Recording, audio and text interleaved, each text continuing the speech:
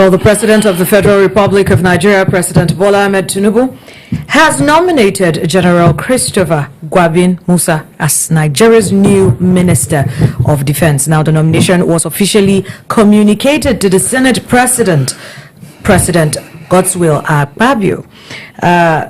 Of course, we know that he has served, he has had about 34 years in the Nigerian Army, and he was the immediate former Chief of Defense Staff. Lots of conversations are coming up on this ordeal, and we chose to bring it to you on Alternative Mindsets. Oh, dear God. On landslide news. I apologize for that.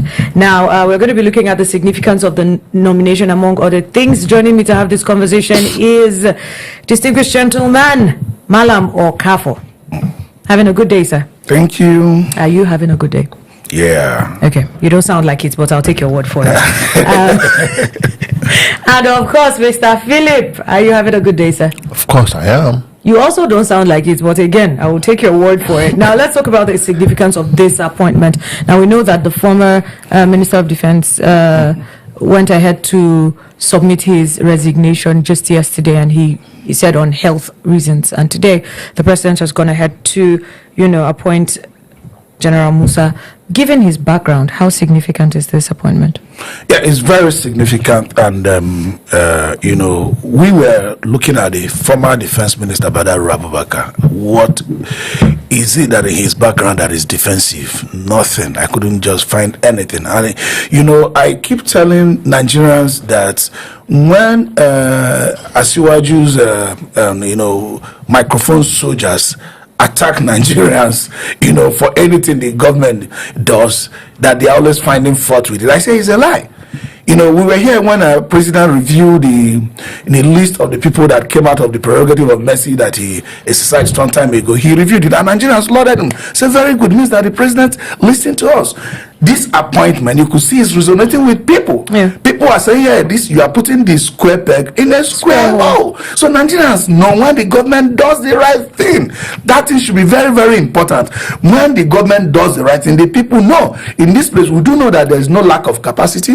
General Musa knows what defense means. He knows what threat means. He knows what decimation means. He knows what neutralization means. He knows what mobilization of logistics and other. He knows everything about defense. And let me tell you, to cap it off, I have not found a statement from this man that appears to be that he is having this kind of understanding or a kind of kiddie treatment for the terrorists. He's always on the point. He doesn't have that sympathy is not sympathetic to the terrorists in the way he speaks. So I've seen, Matawale, the defense minister of state, say something like not all bandits are criminals. Okay. I mean, how could you be a bandit and not be a criminal? So I don't get it. So, but I've never found General Musa say anything like that. He was even an advocate of self-defense. He one time said that we should fence Nigeria. Yeah. So that people can't just come in. Yeah. So as it is now, we just believe that the court Nigeria is putting on now, which is the government complicity in the terrorism going on, because that was what led to the American government classifying us as a country of particular concern. They didn't say that because they believe the government was fighting terror. They believe government was complicit. So we believe that coming on with Musa at this administrative level, hopefully, like the way Rebadu told us yesterday, that America is coming and working with them, France is coming and working with them, UK is coming and working with them, and some other countries, that at this time they will face squarely these terrorists and deal with them. Do you toe that line thinking that the president is doing just enough, to be able, he's taking the right steps in fighting insecurity and insurgency in the country as it stands? Absolutely. For the first time, the Mr. President had done the right thing. No, this is the first time I've actually seen you agree with because doing anything. You see, you when you say a square peg in a square hole, this is the clear definition. General Musa is that man that had all his life, all his career has to do with defense, and you are giving him the responsibility of manning the defense ministry of this country. Like he said, he has advocated that if America can build war, we should build walls. What is the Nigerian? You are saying about infiltration of this country. We can build one again for the houses of the Niger, and all of that, and we are safe. You see, but this is a good, welcoming development. But there's one more thing that the president need to do. The Minister of State also need to go, because we are talking about compromise and infiltration. General Musa can be very effective when Matawale is working under him. Mr. President has to complete the whole process of the operation, because he has carried out a surgical operation. Whether a Badura resigned or he was removed, that has gone. And you have brought in Musa.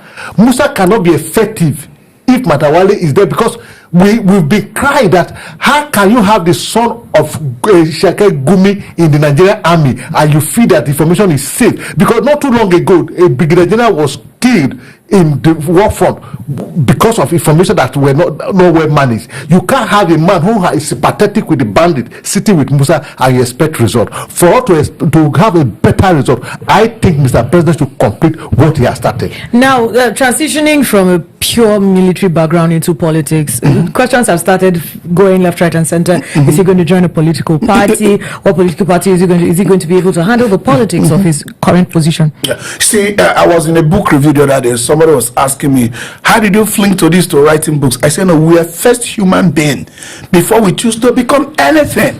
We are first human being before we choose to be a doctor, engineer, lawyers, or whatever.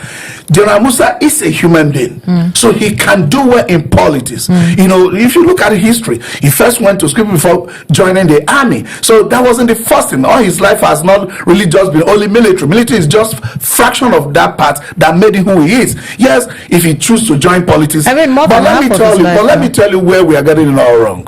It's because this government from day one started playing politics rather than facing governance. The actual art of governance should be different from playing politics. You don't settle politicians by appointments when they do not have the technical know-how, the competence for that position. Musa already have the technical competence for this position. Joining APC or joining PDP or remaining partyless, his position does not have a requirement that he must belong to a political party. Unlike that, to have to becoming a governor, for example, Section 177 requires that to be a governor, you must belong to a political party. Such requirement is not there to be a minister. Granted, certain information, in at the administrative level might be political, but as it is now, the requirement that is facing Musa is to deliver technically. He has the competence. Nigerians are looking up to him. Issue of saying, they do not know what to do does not arise anymore. Now, what challenges do you think he might face in this office now that he is in here? Yeah, the challenge he might face here could only be that of willpower from Mr. President. If Mr. President has come out to appointing him, I think there is sincerity in that regard in fighting terrorism. And if the Mr. President is fully sincere in fighting terrorism, I think that obstacle will be there. Another one is what you are just trying to cite, maybe about politics. Removing a Muslim and putting a Christian, I think. So you're looking at that position, from a place of religion, not necessarily. Exactly. So we always have that temperature in Nigeria, tribe, religion, and all that. But we are faced with terror now. Nobody is looking at that. What we are looking at is result. So he should be focused on the result. It should not be focused on when people say, no, they are accepting me, I'm a member of APC or PDP. It's not important at this time. Blood is flowing across Nigeria. We have bandits controlling our territory. We have terrorists controlling our highway. We have terrorists controlling our schools. Do you know there is official circular that passed just a few days ago, not too long ago, to close schools? Yes. I mean, we are not across the nation. So Nigerians don't care anymore about what you feel. They just care now about results. And we expect him to be sincere. You've been listening to him. For the first time, let me tell you, when he was CDS, we didn't see, chief of army staff, taking over the face of the military. We saw CDS at the forefront, always speaking, canvassing for local production of arms. I mean, he even went to everything. He was everywhere. He was everywhere. So I believe the politics we are scared of that he might not be able to maneuver. Don't worry about that. I think he's going to do well. Well, what do you think will be the first move he's going to be making if the Senate approves? I don't even want to get into the Senate because we know the kind of Senate we have. So if the Senate goes ahead to approve, this appointment, what do you think the first thing he should do would be?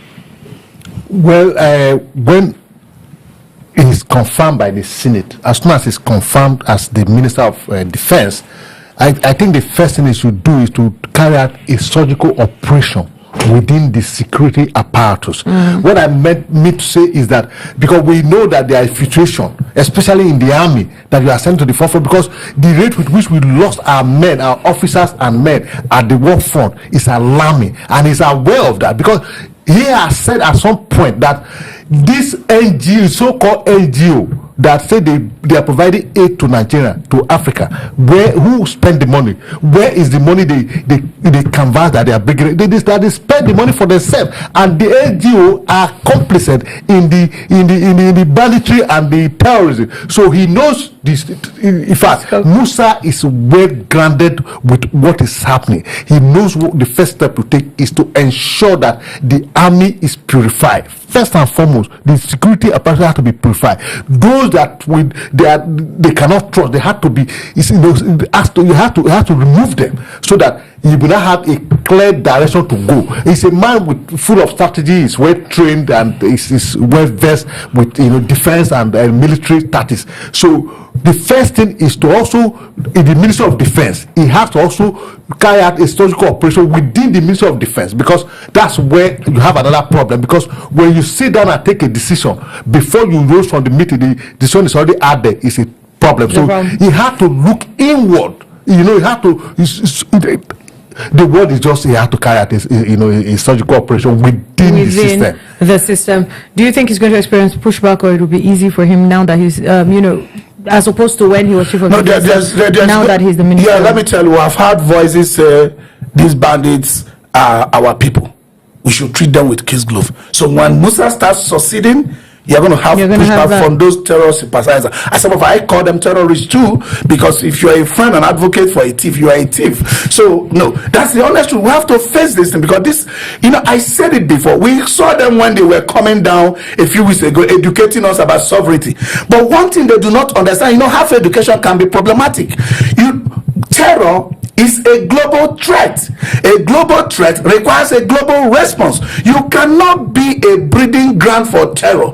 Any country that is a breeding ground for terror fails to maintain that sovereignty that you are singing about, because your terror that you are breeding is a threat to other countries. So you can't just have a fence like this. You go into your compound, I'm in my compound. Yes, the fence is a geographical demarcation. You now start throwing stones or start creating making smoke, something that would have make you to cross your own territory into mine, and say no, after all you are doing it in your compound. No, you are doing it in your compound, it can hurt me. So when you become a harbor, if you become a breeding ground for a terror is a global threat. You have lost your sovereignty, because you cannot protect other countries because of what you are doing. Since what you are doing is a threat to that other country, they can take action at any time. And we are begging Musa to should not allow Nigeria to be a battleground for America, France, Iran, and different interests. Even the Chinese,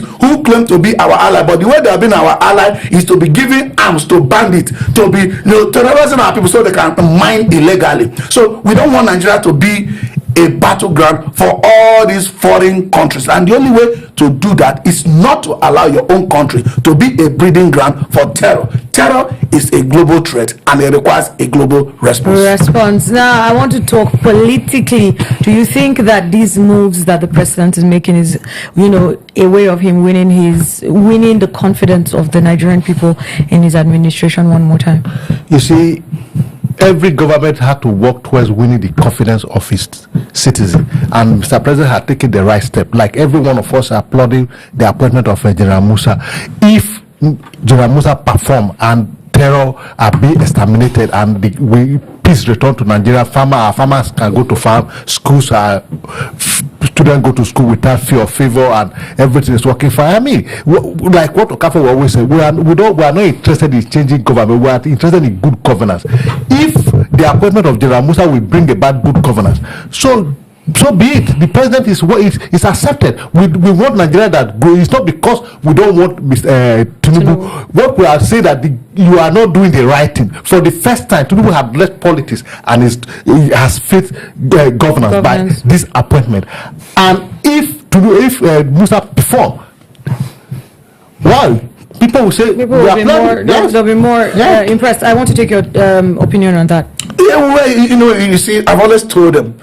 I mean, they started hitting back at me when I was telling them that a miracle could still happen. When 1 year into this government, a lot of people were already complaining, and I was being hopeful that a miracle can still happen, because I'm an advocate of stability when you can find it. But we're not going to say let Asiwaju continue when the government is suffering. Everything is politics. Look at what happened the other day. President Basanjo, who was a military head of state before becoming a civilian president, said it on microphone that if we can't secure ourselves, let foreign powers come to help us. Before you know it, inexperienced and somebody that people might not even know his name, he's almost like me, Sunday Dari, an advisor to the president of media and communication, took a swipe at Obasanjo. That was on December 1st. Then December 2nd, Ribadu is coming to tell us that foreign, when he went to visit Papari, the parents of the children at St. Mary's Catholic Church Primary School, he was comforting them that now America is with us, France is with us, UK is with us, other countries are with us. What a conflict. So what we are saying, if the president can eradicate all this conflict out of the governance between now and 2027, is still a very long time. It is still possible to perform, and it's still possible for Nigerians to willfully vote him. And the second term that we are fighting for, looking for governors to come to APC, it will be given by the people. Well, whether or not the Nigerian people feel confident in this president's or in this administration's ability to pull us out of the quagmire of insecurity, economic hardships, among many other challenges, one thing is certain: the Nigerian people are hopeful that this new appointment will bring about a pause, at least a long pause, and the people of Nigeria might begin a journey to being able to sleep with both eyes closed. My name is Chinwe Blessing. Thank you very much for listening to this beautiful edition on Landslide.